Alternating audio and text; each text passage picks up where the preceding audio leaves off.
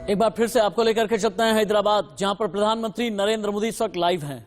पक्का घर देने की बात करी। पूरे देश में आज करोड़ों गरीबों का ये सपना साकार हो रहा है। आज किसानों के उनके खातों में और खास करके मेरे छोटे किसान भाई बहनों को किसान सम्मान निधि मिल करके उनको एक नई ताकत मिल रही है। मुद्रा योजना और स्वनिधि योजना जैसे प्रयासों से लाखों करोड़ों युवाओं के लिए स्वरोजगार के अवसर बन रहे हैं। तेलंगाना के गरीब, दलित, पिछड़े, आदिवासी और महिलाओं को भी इन योजनाओं के लाभ का पूरा अधिकार है। लेकिन दुर्भाग्य से यहां इन योजनाओं के नाम बदलकर इन पर भी सियासत हो रही है। आप सियासत करिए, जनता के दिलों से न नाम हमारा हटा सकते हैं न हमारा नाम मिटा सकते हैं, क्योंकि हम गरीबों के लिए जीने वाले लोग हैं। जी जान से गरीबों का कल्याण के लिए समर्पित लोगों की हमारी परंपरा है। साथियों, जब योजनाएं प्रचार और परिवार के भ्रष्टाचार का शिकार होने लगे तो उससे सबसे ज्यादा नुकसान हमारे गरीब भाई बहनों का होता है, हमारे दलित, पीड़ित, शोषित, वंचित का होता है। भाजपा के कार्यकर्ताओं का दायित्व है इस सच्चाई को तेलंगाना के हर एक नागरिक तक लेकर जाएं। भाई और बहनों, हम सब जानते हैं कि तेलंगाना का सामर्थ्य क्या है, यहां कितनी संभावनाएं हैं। हम चाहते हैं कि तेलंगाना तेजी से विकास की रफ्तार पकड़े। साथियों, 21वीं सदी का नया भारत, आत्मनिर्भर भारत और मेक इन इंडिया के सपनों को लेकर आगे बढ़ रहा है। हमारे स्टार्टअप्स आज पूरी दुनिया में अपनी छाप छोड़ रहे हैं। आज हम दुनिया के तीसरे सबसे बड़े स्टार्टअप इकोसिस्टम है।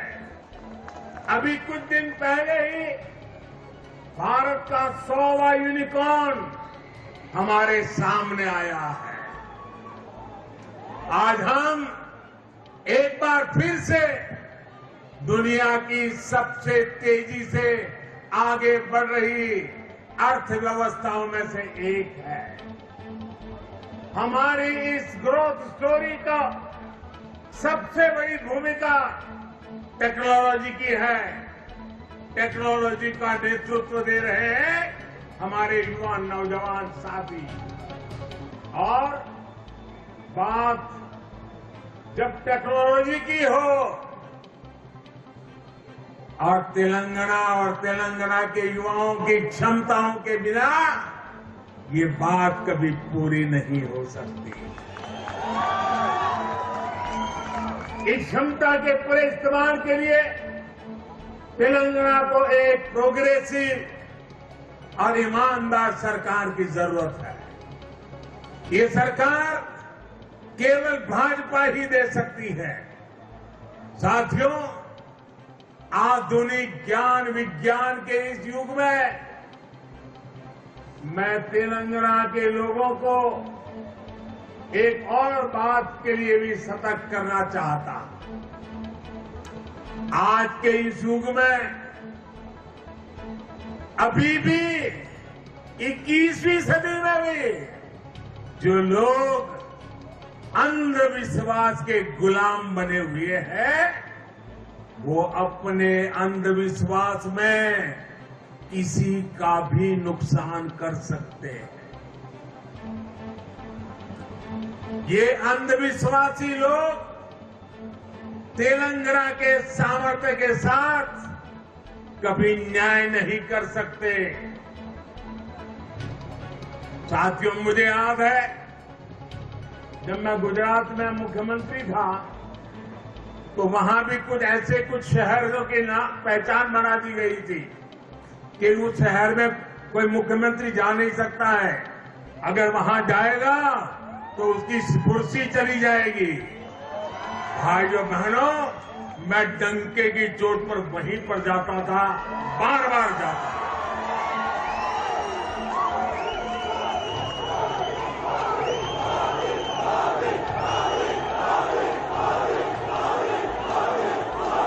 मैं विज्ञान में विश्वास करता हूं, मैं टेक्नोलॉजी में विश्वास करता हूं। भाइयों बहनों, मैं तो आज तेलंगाना की इस धरती से उत्तर प्रदेश के हमारे मुख्यमंत्री श्रीमान योगी आदित्यनाथ जी को भी बधाई देता हूं।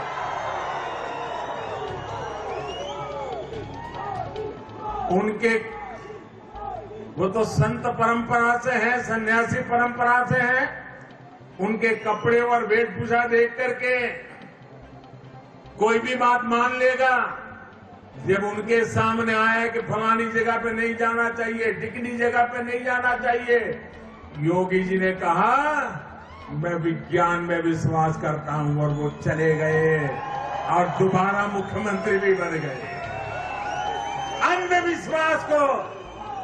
अंधविश्वास को इस प्रकार से तवज्जो देने वाले लोग तेलंगाना को, उसके भविष्य को कभी संवार नहीं सकते हैं। भाइयों बहनों, ऐसे अंधविश्वासी लोगों से हमारे तेलंगाना को हमें बचाना है।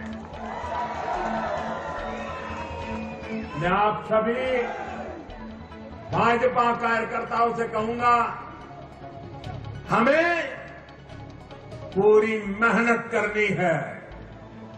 हमें तेलंगाना की जनता की सेवा में कोई कसर नहीं छोड़नी है। मुझे पूरा विश्वास है कि भाजपा का हर एक कार्यकर्ता इसी उत्साह और समर्पण के साथ आगे भी काम करता रहेगा। तेलंगाना तेजी से विकास के रास्ते पर चलेगा, तुष्टीकरण की राजनीति से मुक्त होगा, परिवारवादी पार्टी के चंगुल से मुक्त होगा। और भाइयों बहनों, मैं 2013 वो समय भूल नहीं सकता।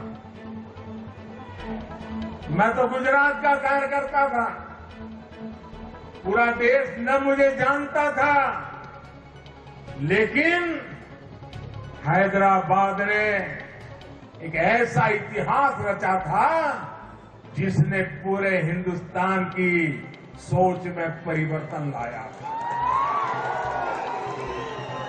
मैं आपको याद दिलाना चाहता हूं, हिंदुस्तान के सार्वजनिक जीवन में वो पहली घटना थी और हैदराबाद तेलंगाना के लोगों ने करके दिखाया था। जब मैं हैदराबाद आया तो मेरा भाषण सुनने के लिए टिकट रखी गई थी, पैसे देकर के आइए सुनने के लिए, और मैं देख रहा था तेलंगाना के लोगों ने टिकट खर्च करके इतनी प्रेम वर्षा की थी, इतनी प्रेम वर्षा की थी, और उसे वही एक टर्निंग पॉइंट था कि आज मुझे देश की सेवा करने का मौका मिला है। यही हैदराबाद, यही तेलंगाना, हम नया इतिहास बना करके तेलंगाना में झंडा गाड़ने वाला है।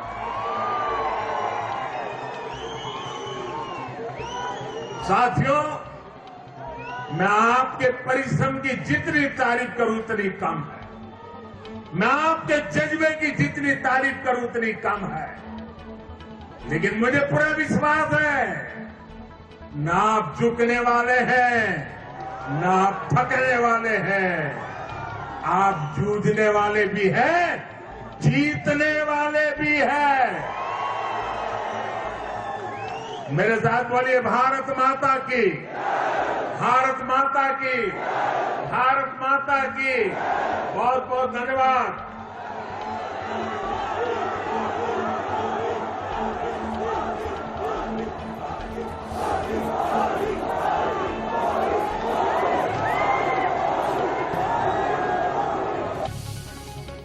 ओवैसी के गढ़ से गरज रहे हैं प्रधानमंत्री नरेंद्र मोदी। परिवारवाद पर प्रधानमंत्री नरेंद्र मोदी ने बड़ा प्रहार किया है और उनका यह कहना है कि परिवारवादी पार्टियां सिर्फ अपना भला देखती हैं। यूपी के सीएम योगी को बहुत बधाई देता हूं क्योंकि उन्होंने तेलंगाना आकर कई मिथक तोड़े हैं, कई भ्रम तोड़े हैं, कई अंधविश्वास पर सीधा वार किया है। क्योंकि पहले जितने सियासतदान थे ये लोग तेलंगाना आते नहीं थे, ये सोचते थे कि तेलंगाना आने के बाद अगली सत्ता से चले जाएंगे।